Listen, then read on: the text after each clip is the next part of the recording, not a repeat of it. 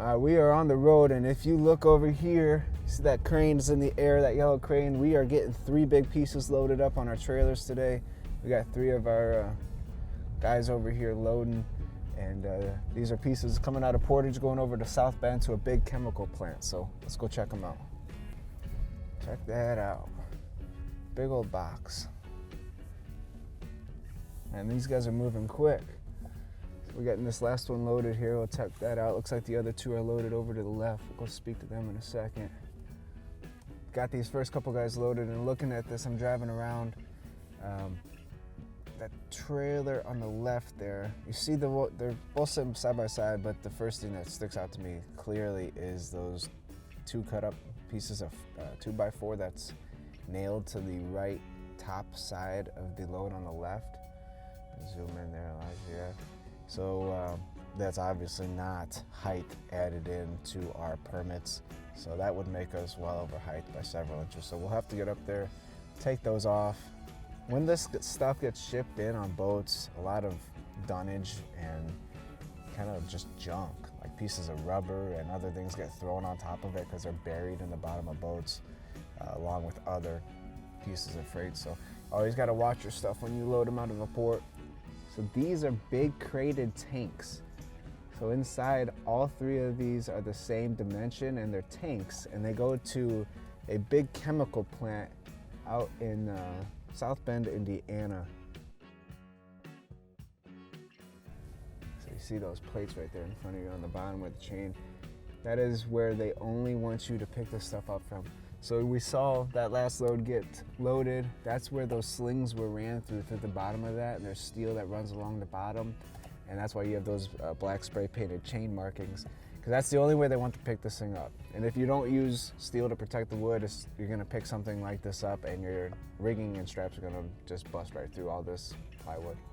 And then you'll see on the back of these crates that it actually has red markings, and it shows a picture of a forklift and a big X. So you're not allowed to pick this up with forklift. That's basically what that means. They load you first? No, they loaded Clayton first. Did they? We still gotta get up on top, knock stuff off the top. Yeah, we were just looking at that. Your piece has those 2x4s. That's gonna come off. Yeah, yep, absolutely. And we're all gonna help each other get tied down. Yeah. We're gonna make sure we record you throwing straps over. We're using a man lift. Oh yeah, you gonna cheat? We're not gonna be like Clayton. Oh, it's pretty dangerous to be up in a ladder, especially when the wind's blowing this hard and it's freezing cold, and sometimes things are icy. So you ever have an area where there's a man basket, a lot of places have man baskets just like this on forklifts, or there's scissor lifts. Always ask to use that, preferably over a ladder. It's safer. You're not carrying straps and stuff up with you on a ladder. So what he's doing now is he's gonna mount the skidder to the top of the crate just with a screw. They have like little clamps that they'll just screw into the crate, making sure there's no damage on any of the piece or anything, obviously. But he'll screw that in, and then you'll watch what they'll do. They'll pull that string down, and they'll tie that string to the top deck of the trailer so the skidder pulls facing down. We're in wintertime right now, so if there's ice and it's cold out, ice will get on power lines and phone lines, any wires across the roads, and it will actually bring the line down several inches because of the weight of the ice. So especially in wintertime, there's a lot of variables. All right, so check this out. We are loaded over here, and we're gonna be heading out. We don't leave today. We're actually gonna leave. We got them loaded today just because that's when they had crane availability, and then we're gonna leave, I think, in 2 days, and then take them to the site. You can see here in this picture, a lot of places we go to, they're very, very tight. They're job sites. It's not like you're just going and backing into a dock. They take a lot of coordination. They have to be aware when you're coming. Sometimes they don't have space for you. Hence the reason why we loaded today on a Tuesday, and we're not leaving out of here until Thursday. But the receiver in South Bend sent this over, and this is a map, kind of an overview of their job site. So you can see they just kind of, what they do is like they take an aerial view, basically from Google, and then they draw lines.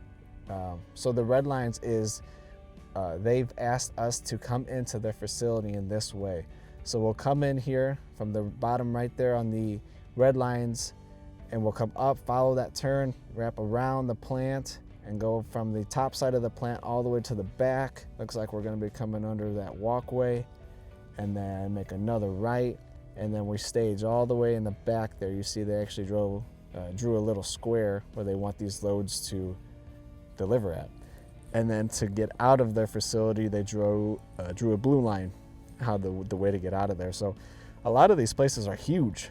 So this kind of information is so helpful, because you get these massive pieces into a job site, and our guys know where to go, and we know the route in. It's much better than going in there blind, which basically means showing up and you have no idea where to put these things. So got this map today. We're gonna get this to these guys. They don't leave out here till they got 2 days, so they'll look it over. I'll get on the same page, and then when we arrive, we'll know exactly where we're going and get these things delivered.